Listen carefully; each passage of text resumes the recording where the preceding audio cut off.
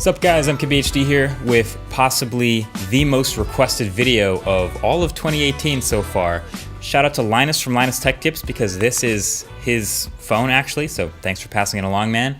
This is the Oppo Find X. So this is actually the hottest phone on the planet right now, purely thanks to its really unique design. Oppo actually has a history of doing kind of insane things with flagship phones, but they don't do them very often. They specialize in the mid-range. But you might remember way back in the day, a couple years ago, I made a video about the Oppo Find 5, the first ever 1080p smartphone. That was a huge deal, and also the Find 7. So they do have a little history with actually doing impressive flagship stuff. So now here in 2018, in this world with lots of notches and compromise, in walks the Oppo Find X.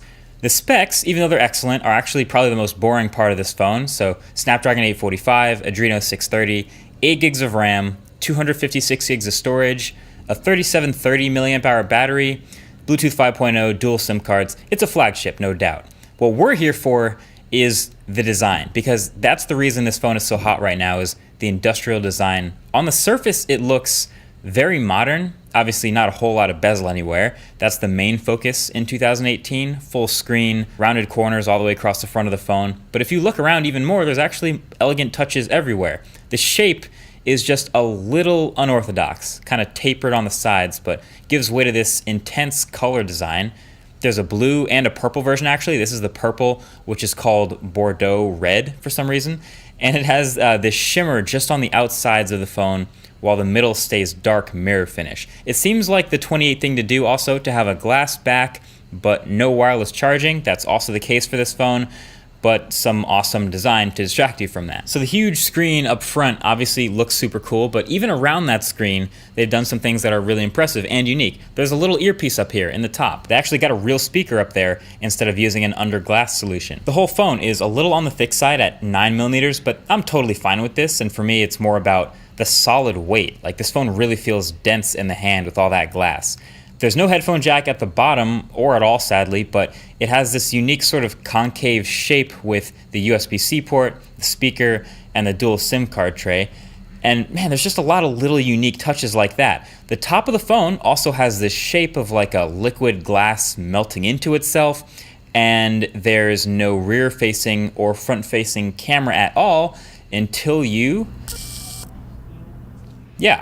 open the top.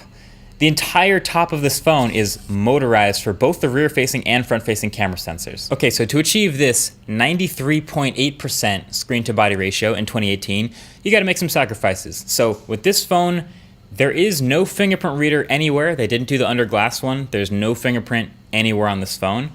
And then of course, to do the front-facing camera, they did, I think, one of the coolest things I've ever seen in a smartphone, which is raise the whole thing via a motor. And it's different from the Next. The Next feels like a hack to just get a front-facing camera in the phone somehow.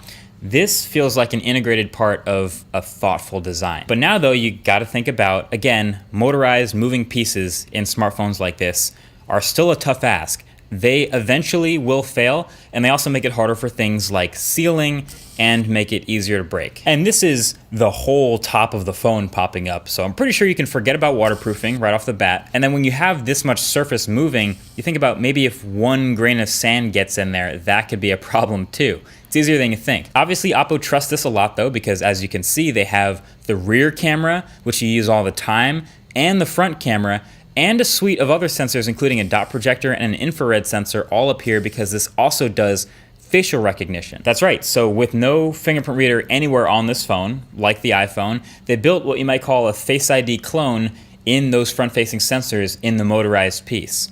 Here's the thing though, it's actually pretty fast. If you check that speed, it's possibly even faster than Face ID. You register your face in like 3 seconds flat, and then it's just look at the phone to unlock. It's actually pretty cool. It just pops up, looks at your face real quick, and then goes back down all in about half a second.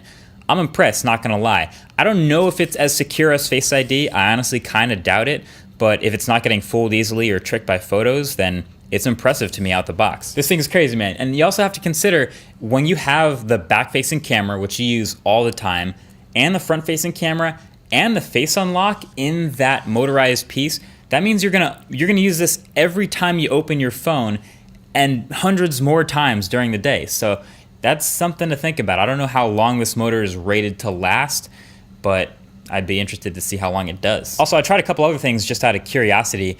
With this motor, if you push down hard enough, the camera just closes. The motor's just decide it should be closing and it retracts completely. Probably pretty smart, actually.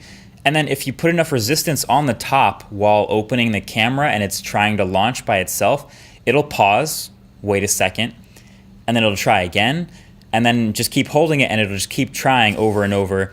It's not really going to grind its gears trying to go against resistance, so it has a couple fail-safes built in. But I also found that I can literally pull the top of the phone open. So you can imagine it's not the most durable mechanism in the world. If a grain of sand gets in there, like I said, that's probably bad news for more of the internal parts. And that just kind of happens sometimes, more than I wish it did. So at the end of the day, I love this, actually. I love what we're getting in this genuinely interesting, creative design in a smartphone. Just when we thought it might have been getting kind of boring with everyone doing a notch and dual cameras and the whole predictable dance, this thing comes in from left field.